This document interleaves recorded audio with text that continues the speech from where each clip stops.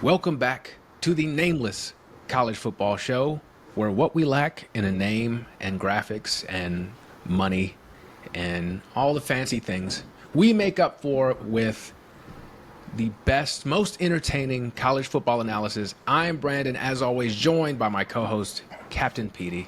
Petey, how are you doing? You look very clear today. Oh, the sun is out today, Natural light. and my internet's working again. So technical difficulties, be damned. Yeah, that's why we're late, because someone did not want to hear our analysis and cut a fiber optic cable that shut down the internet in the Charleston area yesterday. Yep. So that was rude, but we found Petey, and we are back at it. A lot of good games last week. There were. I didn't get to watch most of them because I was at one of them. Spoiler alert. Yeah. We'll talk about that. But I want to start, and I can fill in the gaps with the LSU Ole Miss game, because that one shook up the rankings. Ole Miss jumped 9 spots to number 4. LSU dropped 9 spots to number 13. This was a hilarious game. Obviously, we had the Lane Kiffin going against his daughter's boyfriend storyline that we talked about. And ESPN, it wasn't a true 30 for 30, but they did like a little documentary on Lane that they showed. I think it might have been Thursday night. Well, I missed that. Just detailing all of Lane Kiffin's professional life. You forget how ridiculous it is, but it is ridiculous. I mean, you forget how young he was when he started. Yeah. So he's been around for it seems like 30 years now, if you go back long enough. But, what was his first head coaching job? Tennessee? No. His first head coaching job with the Raiders. Okay. I can remember if it was before or after. Can you imagine your first head coaching job being in the NFL and you're 11 years old? So that was crazy. It showed the Tennessee thing, and obviously they rioted after he quit. Was Al Davis still alive? That was the owner. Okay, he actually, when he fired him, he did it wasn't a PowerPoint. I think it was too early for PowerPoints. He had a projector, one of those slideshow. Like a middle school projector thing with pointing out why he thought Lane was a liar and not the coach he hired, and all this stuff. It was crazy to see it, because he looked like the Tales from the Crypt Keeper person giving this this slideshow, this projector AP history lecture on why he hated Lane Kiffin. It was very funny. It was just looking back at all of it and just seeing. I think I get the feeling that Lane, it has hit him that we're going to remember him as an asshole, and he doesn't really want to be remembered as an asshole. Yeah, but an asshole who wins, at least recently in recent history. I mean, he had a lot of the nepo baby going on early on in his career, and was surviving off of his name until he got rehabilitated by the savior in football, Nick Saban. Yeah. So I mean, it was fun. He's had a fun career. For sure. I think that was crazy too, because his jobs that Raiders, Tennessee, after Philip Fulmer, and then Southern Cal. Was he? And then obviously getting fired on the tarmac. Tennessee, 1 or 2 years? Tennessee was just 1 year, and he left. Because he immediately jumped he thought it was a better job. Pete Carroll went to the NFL, the Seahawks, and Lane said that was the only job he would have left Tennessee for. Just so happened that it came available, because he was the offensive coordinator at Southern Cal before he got the Raiders job. And so it just was detailing all of it. It was really well done. You can tell he's kind of like, man, I don't think he regrets anything. I do think he wants to be remembered a little more fondly than he probably would have been. But I don't think he's necessarily a bad guy. No, I think he's just he's been he's been humbled, I guess, by his career. Yeah. But he's got a little bit of spurrier in him. He'll talk back at you. Not as much as like, a Mike. God, what's his Leach, which was amazing. But yeah, he was fun as hell. But I've come around on Kiffin. I'm a Kiffin guy. Yeah. He is entertaining. He does remind me a lot of Spurrier. And I think that's what got me excited for this game, too, is because he was going against a true asshole of a man in Brian Kelly. Yes. And well, he won. LSU was just a farce. I think we've been saying it since week one. Like, they've got no offense. I don't know how they got ranked as high as they are. So the AP poll is just a joke at this point. So yeah, to even think that was a top 5 team. Yeah, and so Ole Miss won 24-19. How much of this game did you see? I think I saw like the first half, maybe some of the third. I can't remember exactly. But yeah, Ole Miss was winning when I left. I don't think I saw the stupid first touchdown by LSU, and then it was all Ole Miss, and I think they had another touchdown later on. I wasn't out for that. Yeah. So it wasn't really ever in doubt. Like, the score was close, but I was never at a point where I was like, Ole Miss is going to lose this game. Garrett Nussmeier, there is an epidemic in college football with these quarterbacks. Oh my gosh. Yeah. He was terrible. Brian Kelly, as Brian Kelly does, like, called him out in the post-game press conference, which is funny because this is the same Brian Kelly when someone asked after that one game, hey, what's wrong with your offense? He loses his mind. Yeah. But then he can call this kid out, and the kid stinks, but also you're his coach. So he's lucky he couldn't have gone and got a better quarterback in the portal or something like that. It's LSU. Somebody will come. Coach him up. Yeah. He's also been there for, 3 years now?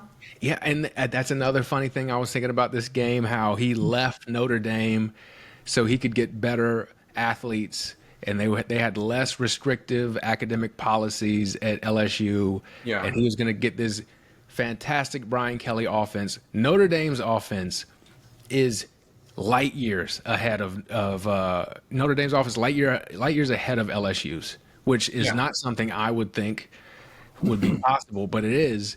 And it I don't know, it brings me so much joy to see Brian Kelly stressed out. I can't think of anyone who deserves it more. Yeah, because he thought he'd be winning national championships at LSU. For sure. Now he's going to be struggling to get into the playoffs. I mean, I'll give it to LSU. That defense is legit. They fixed that. That was the problem 2 years ago and before, was like they had all this offensive weaponry, but they could not stop a toddler on a tricycle on defense. And then last year they got somewhat better. They brought in Baker. I can't remember his first name. And then this year they are just like lights out on defense. But when you can't score any points, it doesn't really matter. Nope. That is the old Iowa conundrum. So really not a huge surprise in that game. It just went how we thought it was going to go. But it was fun to see, especially being reminded of the Lane Kiffin story and knowing that, because he was tweeting, or I don't know if he was tweeting. I think he was just commenting on Instagram posts. It doesn't matter. But after the game, because his daughter's boyfriend threw up on the field, and they were like, "Damn, what did Lane's daughter feed him?" And he said tempo, because they were moving quick. That's just what Ole Miss does. Yeah. And after the game, he said he was looking for him to see if he took the over or not or something. I don't know. He was just talking shit like Lane Kiffin does. And I like that about Lane. It is very Spurrier-esque. Yeah, but I mean, he backs it up. Yep. I 100% believe now that Lane Kiffin is a better coach than Brian Kelly. It's just Kiffin is is evolving. Brian Kelly is not. Same guy. Same guy he's always been. And you're right about Kiffin. Not only backs it up, but if he loses, he doesn't really whine if you talk shit back to him. Like, he takes his lumps too. And I respect that, because there's some guys who they'll talk shit, and then when they lose, then they want to cry if you talk shit back to them. I think Brian Kelly's one of those guys. Yep. Lane Kiffin, not like that. So that was a fun game.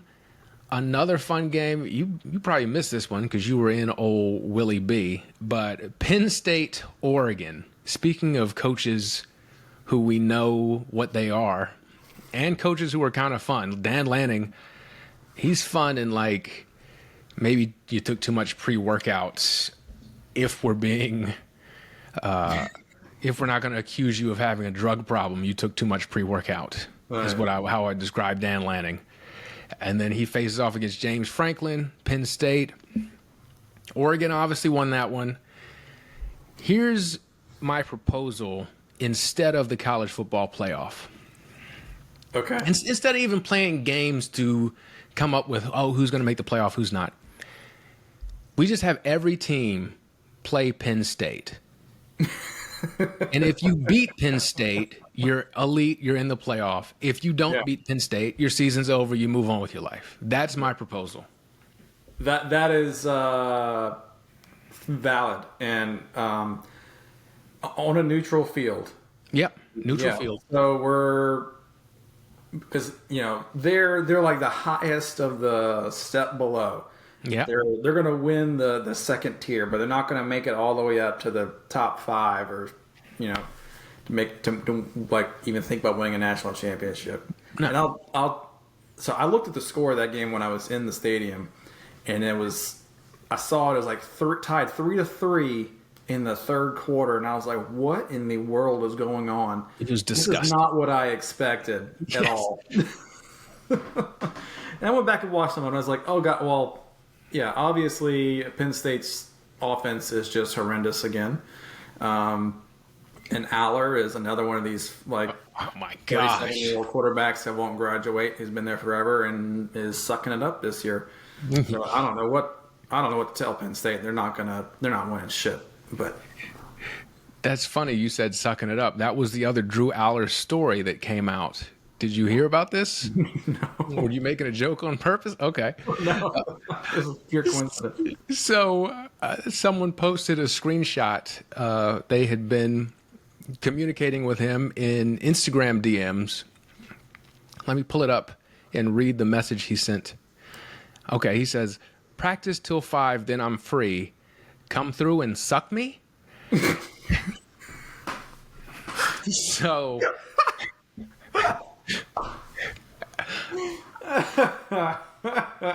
I've used many a pickup line in my day. I've never used "suck me." Wasn't that that was like a episode of Dave, wasn't it? Where he just walked around saying, "Somebody suck me." Oh, that could have been. It's been so long since I've watched Dave, but that's what it reminded me of. And and so the girl said, "Whoa, okay, you take things fast." He said, "Sorry, baby, that's just how I roll. Show me what I'm working with." She says, "What do you want to see? The roommate just left." He says, "Spread your cheeks and bend over." Is this a prostate exam? What the? And she says, which is like my first question, how the fuck would I even take that picture?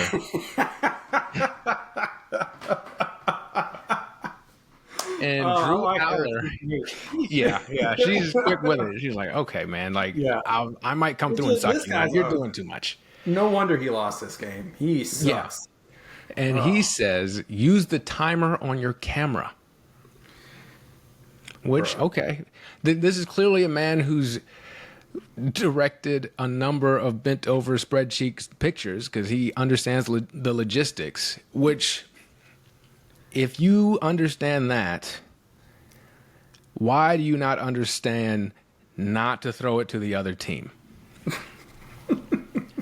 Because it seems like it would be harder to take a picture of your whatever you got that you want to show, bent over, spread cheeks, hands free, setting up the angle and everything, than it is to not throw it to the person wearing a different color than you. But apparently, maybe he should not have left the facility so quickly at 5 o'clock. Maybe he should have studied some more film before coming through and getting sucked or whatever he's doing. I don't know he does not seem like based on this conversation, I don't think he is a leader on the football team. If he has that C on his jersey, it's just like pure coincidence. Yeah. Come through and suck me. Instead, you gotta have some better game than that. Yeah. I mean, I get it, you're the star quarterback at Penn State, but I mean, star is a stretch. But. Yeah, star, heavy quotes. Yeah. But you gotta be inventive or, some like creative, not just, hey, send me a picture of your dirt button and timer your phone. Yeah. And if you look at his stats, he really should have to be much better than that. I mean, 137 yards passing, the game-ending interception. I couldn't think of a better, more perfect way for that game to end than a Drew Allar interception. I feel like that's how every Penn State loss has ended. Yeah. With James Franklin. When I was watching the highlight, I noticed, he looks like he's running in slow motion. All the time. And he's supposed to be an athlete? I mean, apparently, but it looks like he takes 3 steps to everybody else's 10. He's running at 0.5 speed. Yeah, I don't understand. I've seen this game over and over again with James Franklin standing on the sideline, looking mostly terrified. Allar throws a pick. Yeah. Franklin hangs his head and walks over to console Drew. And then someone somewhere is bent over in a dorm room taking a picture of their balloon knot. And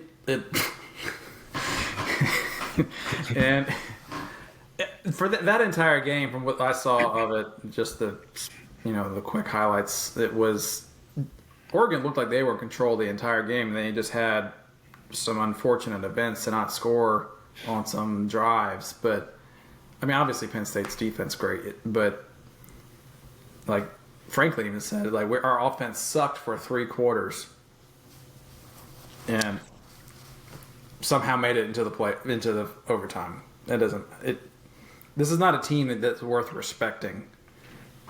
No, it was top 10 top 3 Big Ten team. I will say that is the best offensive line that they came down that drive to tie the game up. I've never seen. I hope those guys are getting the pictures and instead of Drew Allar. Because if he had, it makes you wonder too, if Drew Allar had a regular offensive line, he would be dead. Yeah. And I'm not saying the kid should be dead, but I'm saying he shouldn't be the starting quarterback. I'm not going that far. Yeah. But he would be. He would be dead. So, I don't know. Penn State, you are what you are. I'm sorry. Good luck. You are what we thought you were. Yes. And then the other game that I watched that was exciting that you may have missed was Bama, Georgia. I missed this as well. I do not understand. I was flipping back and forth between Oregon, Penn State, and this game. I just don't understand how Bama does it. From what I saw, it looked like they gave Simpson a clean pocket the majority of the time, and it was one up front. And I mean, obviously Georgia had some great running game, but Gunnar Stockton was not going to be able to keep up throwing the ball down the field if that's the way that game had to go. But Alabama jump up 21-7 at one point? Wasn't it a big lead? I believe so. Let me double check. It was 17-7. Okay. Yeah.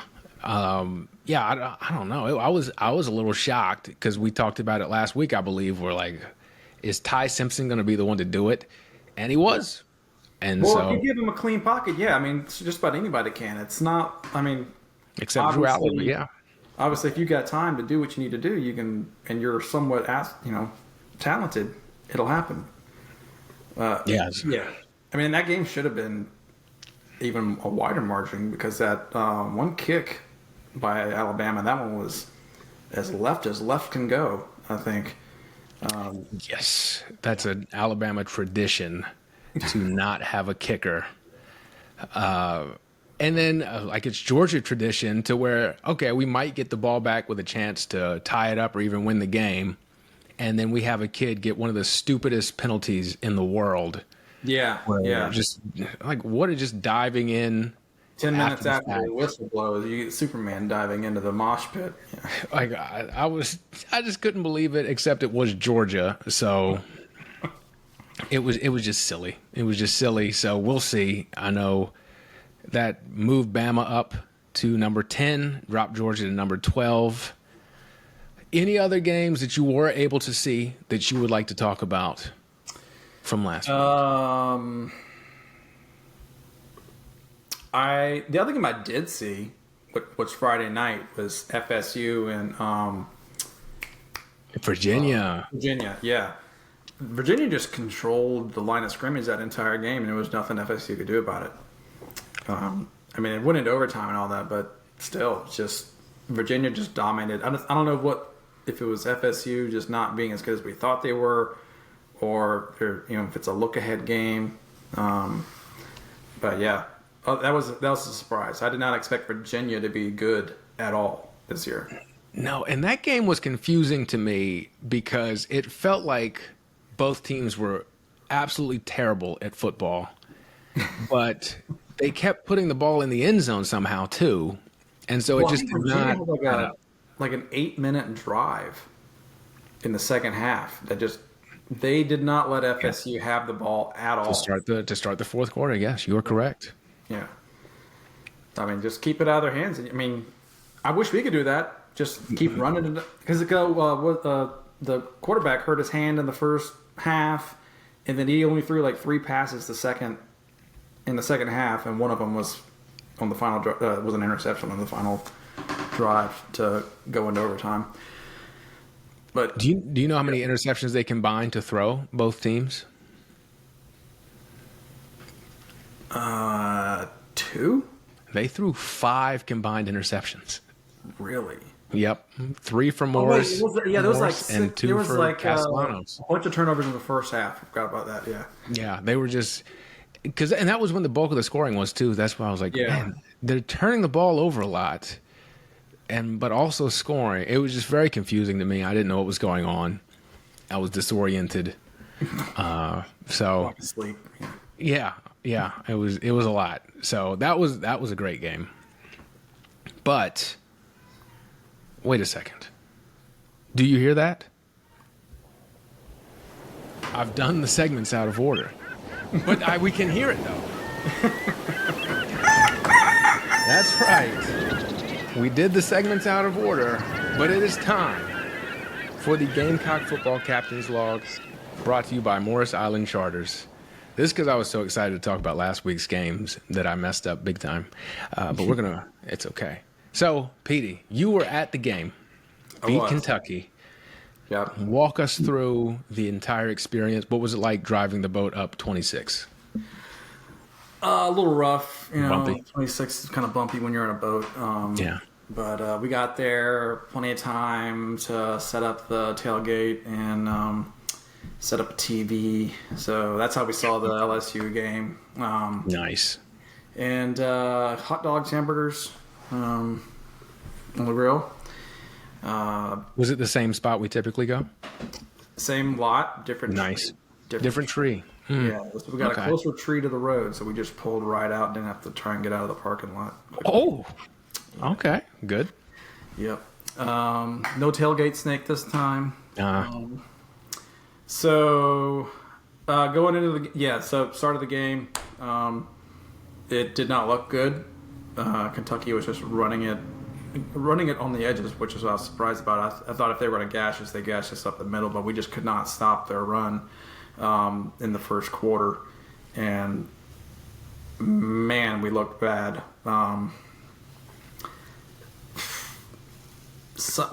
What happened in the turning point in that game was just Kentucky having a young quarterback, him getting smacked in the face, fumbling the ball, and then having to play from behind. And that kid was awful. He was so bad. I was like, oh, man, you poor child. Yeah.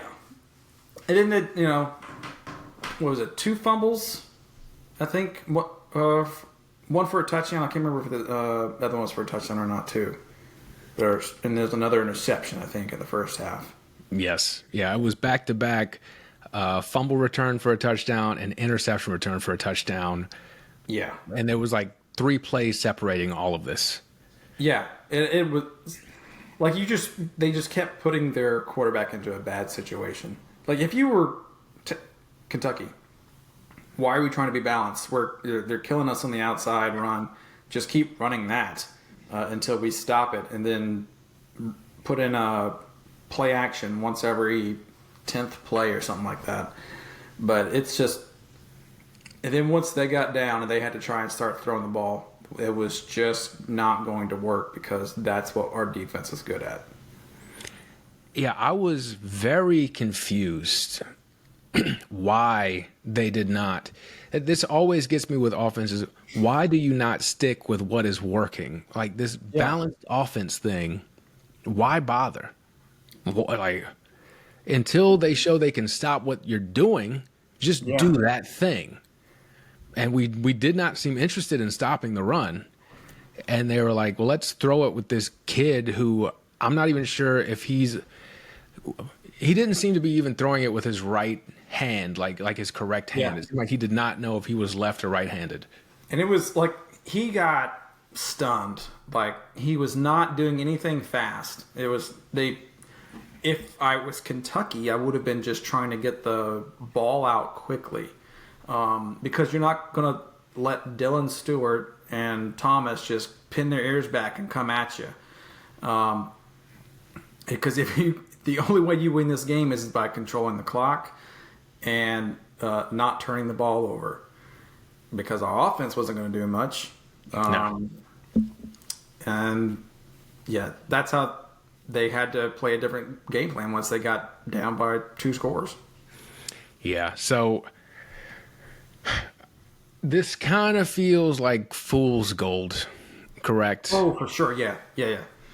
Like a terrible team, young quarterback, doesn't know what he's doing, terrible play calling on their part. The defense scores a couple of touchdowns. Talking offensively, Mike Shula has been the star of the show in the worst way possible here. Was anything done to make you happy about Mike Shula? So it wasn't as bad as it's been. I think we scored 21 points on offense. Is that right? I believe so, yes. 2 defensive touchdowns. So I guess a career high of 21 points on offense. Way to go. Yeah. Not a lot of good. But we did use Sellers more appropriately, I would say. Get him in motion, move him around, do RPOs. Don't just drop back and let him throw. Let him do what he does best. We still can't run the ball for shit. I know we had 2 rushing touchdowns, but that most of those were anomalies. They were not the status quo. But yeah, I will say Lenore didn't have a lot of pressure in his face like he normally does, and when he did, he escaped. But also, I wish he would fucking throw the ball away when it's obvious he's going to get sacked. Yeah, he holds on to it and also waves it around with one arm. Yes. I don't like that. I hate that, and I don't want it to happen anymore, but he's going to continue doing it no matter what I say. I think something interesting about our passing offense is we only had one player who had more than one reception. Jacobs? Yeah. Vandrevius Jacobs, who's been our leading receiver, he had 5, and then everyone else just caught one pass. Yeah, we never threatened the ball down the field with Harbor, and I can't remember who else even had catches. Did maybe Michael Smith have a catch? We had Brady Hunt, the tight end. Harbor had the catch for 10 yards. Attaway, Mazio Bennett, Faison caught a pass for nothing, and Brian Rowe Jr. And then Maurice Brown caught the fake punt that was not a first down. I got to tell you, Attaway, what are we doing with him? Like, this is... It's ridiculous. He refuses to get first downs. He doesn't even... He's a big guy. Why won't he run anybody over? Yeah. Like, I don't get it. I feel bad because I everything I've read about him, he seems like just a stand-up human. And I think... Well, that's fine and dandy, but you got to actually produce something on the field. Yeah, I don't think it's clearly not his fault that he is being counted on basically as RB1. And, you know, he was at North Texas. The numbers didn't really pop off the page at North Texas like you would think they would for a guy who was going to transfer up and be RB1. And this is kind of an issue that I feel like we've had in terms of recruiting running backs. We got Rocket Sanders last year, but then before that, Mario Anderson and I believe that was his. We try to block most of this out, but Mario Anderson, who I believe was at Newberry and then transferred up to Memphis. I think 2023. And so we keep recruiting these guys who they might be good backup running backs. Yeah. But they're moving up a level with our offensive line, and we want them to carry the load. And it's not getting carried. And I don't know if, can we not attract high-level running back talent? I mean, I wouldn't if I was a running back. I wouldn't want to go play behind that offensive line. So that is probably not. But also, it's not like if Attaway would just go downhill and hit people, he would get something. Like, he just is so easy to tackle. And then he has the obvious first down and then tries to stop and do a juke move on 2 people. Just keep running. Just keep running. Get the first down.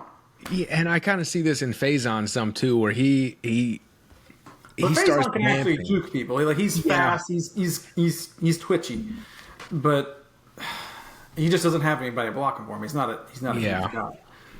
But Attaway, I mean, I've seen enough of him forever. I don't need to ever see that again. I know started using. I don't know if this is a sign going forward, but Matt Fuller. Yeah, he played most of the fourth quarter, I think. But he didn't really light it up. I know I saw some talk online, so take that for what it's worth, about, we need to use him. His longest carry, he got 19 carries. His longest carry, 5 yards. I thought he was supposed to be more like a power back, is what I thought.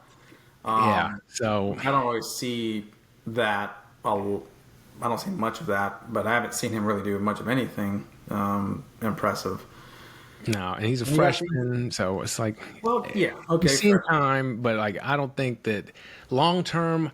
I would be shocked if he really developed into our starting running back either. I guess is what I'm saying. I don't know if where are we getting our starting running backs from? I kind of wonder why Faison isn't getting more work. Like, what's the deal there? Yeah, I don't know why he's not. It seems to be like kind of. It's him and Attaway is what it is, but we know what Attaway is. I haven't really seen I haven't seen enough out of Faison for me to eliminate him completely, but he's probably our best option at the moment. I trust him catching the ball out of the backfield better than I do Attaway too. and making people miss in space. So if we can just get him into some space and see what he can do with it, that's a better option than Attaway 99% of the time. Yeah, so let's see. The Mario Anderson year, he led us 2023 with 700 yards rushing. That was when we were using Dak and Juju McDowell, Dak Joyner and Juju McDowell. That was that year where we just really didn't have anybody. I'm trying to see when was the last time we had anybody. Kevin Harris. Marshawn Lloyd was supposed to be good. Oh, he never even played, right? Didn't he transfer out? He did transfer out, but he played a little bit. 573 yards. That was the year that we were using Jaheim Bell out of the backfield. That was 2022. Yeah, we were just offensive geniuses over there. Kevin Harris, Quandre Wright. Like, we've just never really had. Well, last year we did with Rocket Sanders, and you see how the season went. Like, why is that? That's where we need to be spending a lot of NIL money, because this is just We need to spend money on offensive line and running back. Yeah. So and tight ends, because I don't think our tight ends are worth a damn either. No. We've had some guys. Last year we did. I don't think Josh Simon. No. So, okay, we're heading into a bye week. How do you feel about the first quarter of the season here? Almost half a season, honestly. 5 games, 3-2, heading into the bye week, and we've got some bend over and spread them coming ourselves. Shout out to Drew Allar, not the fun kind. Yeah. Woo. I think we have the hardest 5-game stretch of anyone in history, I think. This is ridiculous. Number 13, we're at 13 LSU when we come back next week. Oklahoma, number 5, comes to us. 10 Bama comes to us. At 4, Ole Miss, and at 6, A&M. How do you feel about where we've been, and how do you feel about where we're headed? Where we have been is garbage can. Okay. I somewhat improvement, I would say. But why are we waiting 5 weeks into the season to get some improvement? That's been the Beamer story too. The adjustments come when the season is. Then you're just playing for bowl game instead of anything bigger. Then the improvement shows up. Yeah, but I can't see us at our current state. I can't see us winning any of those games. I don't even know who I would give the best chance. Maybe LSU, because they suck on offense too. That would be my thought. And then maybe A&M. But I think A&M is just going to run down our throats and not going to matter. So LSU can't run the ball either. So we have a chance there if we can just destroy Nussmeier. We have a chance, but also we have to actually score points too. So who knows? And we're going to Death Valley. We're also going to A&M as well. God. Yeah, it's terrible. Yeah, Oklahoma. I don't know what to think of them, honestly, at the moment. But I think they're probably overrated. But I still think they're damn good on defense. And then, I don't know. Mateer might pick us apart. I mean, any competent quarterback could probably pick us apart because he's mobile too. Yeah, this is tough. Let's see what the ESPN. Yeah, okay, we have no chance against Alabama. So ESPN Analytics has LSU 70% chance to win. Oklahoma 58.7. So Oklahoma so far after 2 games, Oklahoma is our best chance. Bama 78%. That is not good. Ole Miss 80%. That is also. Yeah, I knew there's no way we did. Yeah. And A&M 71%. So. Yeah, Ole Miss is a real team and a well-coached team. So it looks like it's going to have to be Oklahoma, according to the numbers. And Mateer is their running offense. It's kind of similar teams, except I do agree their defense is like leaps and bounds better than our defense is. Yeah. So The way we win that game is just that Lenoris does Lenoris things. yeah, he's gonna have to really good luck to him. I hate that is our offense. Just Lenoris, go do Lenoris things, and we have nothing we can lean on. And that's been the Beamer era too. Like can Spencer Rattler win us a game by himself? Perfect. Yeah. If he can't, we'll lose. Congratulations. Yeah. So I guess at least we get the week off is the thing to look forward to. And then at some point we will play Coastal Carolina. Okay? That's going to happen. And so that will be nice. And that might be our 4th win of the season. Well, we'll also find out this weekend what Clemson's going to do against UNC. Which one of them is the worst? Yes. Let's switch hats to no hats and talk about the games this week. The Dolphins get the week off. Let's start there. Clemson, North Carolina. This is kind of a funny game to me because it's Dabo Swinney and Bill Belichick. Yeah. And if you were to say that, people. Yeah, and so if you were to say Dabo versus Bill Belichick a decade ago, this would mean something to people. And now we're trying to figure out who sucks the least. It's fantastic. Bill's girlfriend will be there. She's 20 years old or whatever. I cannot believe this is where we are in football. Clemson is favored by 13.5 for whatever that's worth. Is it at North Carolina? It is. Still favored by 13. That's to be honest, I do have more faith in Clemson than I do Bill Belichick. Yeah, and they're both coming off a bye week. Clemson has lost 2 in a row. Very funny. They are 1-3. Man, every time I see it, I get happy. The same? Don't they? Their only win is against Charlotte, right? They also beat the Richmond Spiders. Oh, okay. So yes. Yeah. It's both terrible. And then, as you sent me pre-show, Dabo had some thoughts about how the season has gone. What did he say? It was a coaching failure? It's a coaching failure, but also the students have to be accountable. The players have to be accountable as well. It was a whole 15-minute long rant about how coaches are failing, but also the student, the players are not pulling up their end of the bargain. Okay. Well, yeah, that's how you lose games, Dabo. I guess so. A bigger question than who wins this is really which coach is more insane? Who's lost their mind more, Bill Belichick or Dabo Swinney? I think Bill Belichick probably is in the early stages of dementia. But Dabo is actively losing his mind. Yeah. He's not used to losing. Yeah, he can't take it. It's very funny. Okay, remember how he told Tyler he's never failed at anything in his life. So yeah, guess what, buddy?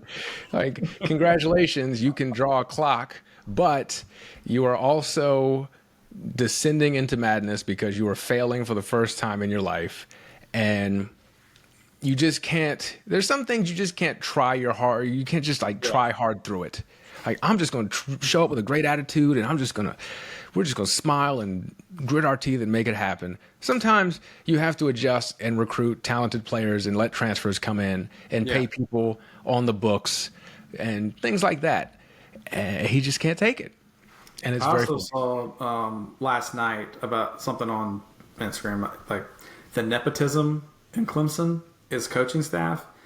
They had 33 coaches that were just either related somehow to a player or were former players. Holy shit. Yeah. And I guess I'm trying to think of how you would make that sound good because there's surely is a positive, like, oh, we're a family. But what I've also have found to be good, but yeah, I think what I found is like we're a family is great. Also, I don't like all of my family. I gotta tell you, I don't like most of my family. Yeah, I didn't want to say it, but I'm like there's like a family member and a half I enjoy. Maybe I don't know. It depends on the day, but family is who you make it. You don't. There's no such blood is thicker than water is a farce. Yeah. Yes. So yeah. Oh yeah. This whole staff. Just looking at the guys, yeah. Nick Eason, I recognize him. Ben Boulware, CJ Spiller. Whew, yeah. They're. I mean, okay. I mean, I guess they're part of a winning culture, but they've never coached anywhere else. So this is what's interesting to me, is they are part of a winning culture, but also when they were a winning culture, is that what the coaching staff looked like? No. It was probably actual coaches. So, and I'm all for guys getting opportunities and learning how to do something, but if you're going to do that, then also Dabo, you're going to have to accept like Marcus these losses every our running backs coach. Yeah. So, man, good old Dabo. So yeah, good luck to everyone who has to watch that game.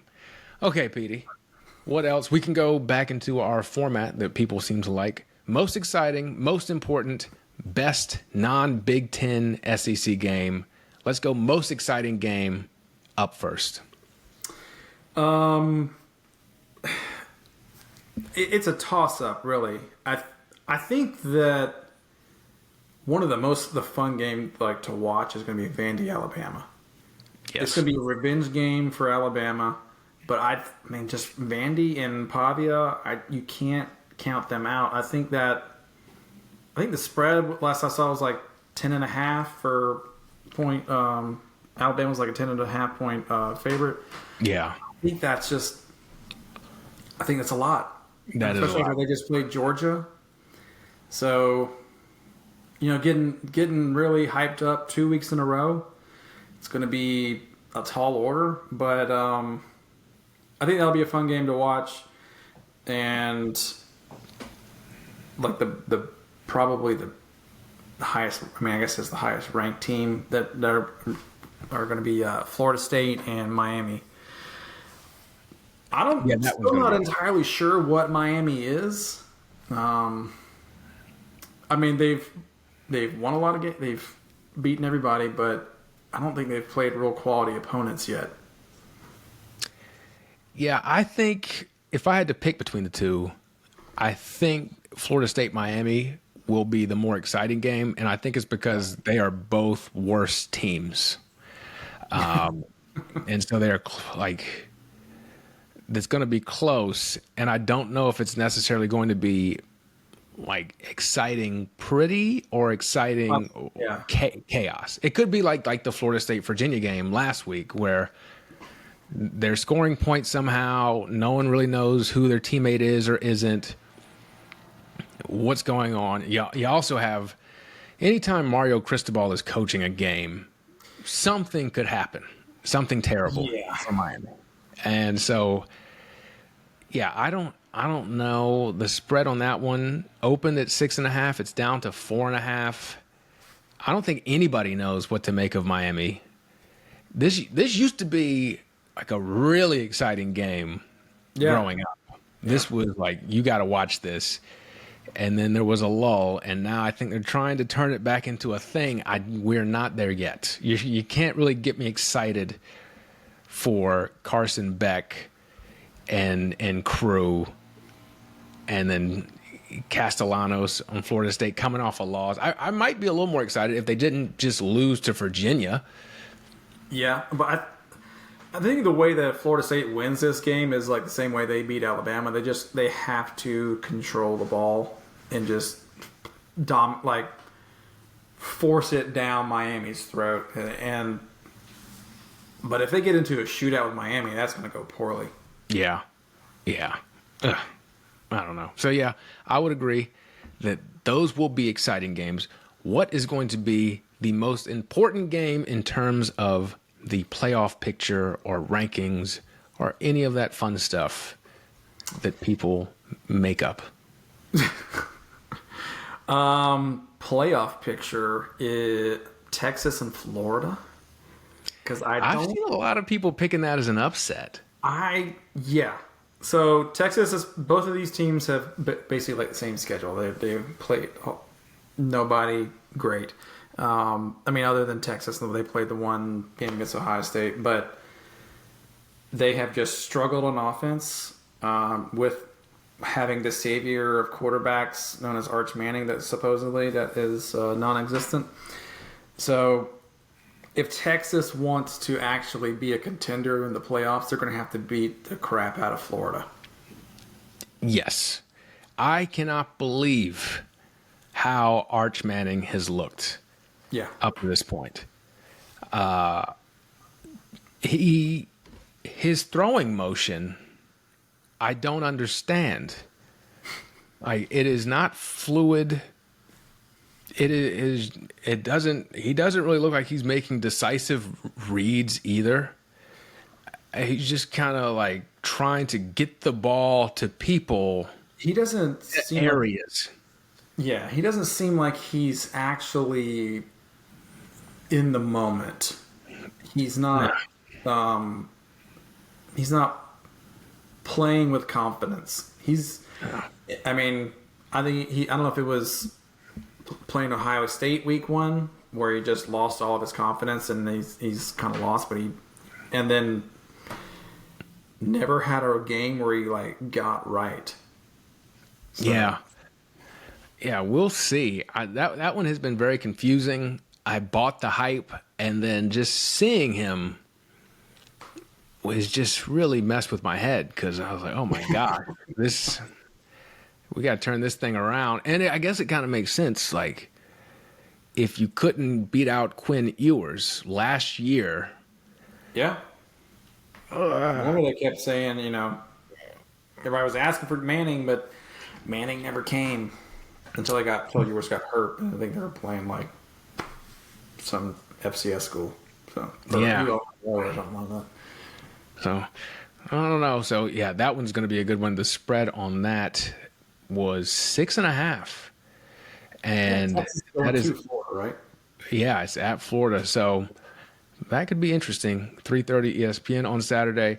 You've given us a non-Big Ten SEC game, so I'll let you pick a second Big Ten or another Big Ten SEC game. I don't have to hold you to that unless you really wanted to pick another non-Big Ten SEC game.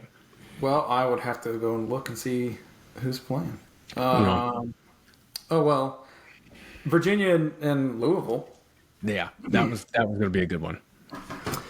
I mean, is Virginia for real? I don't think so. Probably not. That's my thought. Also, Louisville's like one of those teams that are always like right there on the cusp of being a good ACC team. They're going to win 7-8 games. They beat Pitt last week by some miracle, but they'll have games where they just look dominant, and then they just have games where they just get the doors blown off of them. I don't know what to think of them. And then Virginia, can they go on a roll? Because they have one loss against NC State, I think. That's their only loss. Yes. If they win out, and they could, because they have a very easy schedule, are we looking at them playing for ACC championship? That would be so funny. That would just be so funny. Because they won't play FSU, they won't play Miami, they're not going to play Clemson. Who's going to beat them? I mean, where are they ranked now? Like 24th? Or are they ranked? 4th. Yeah.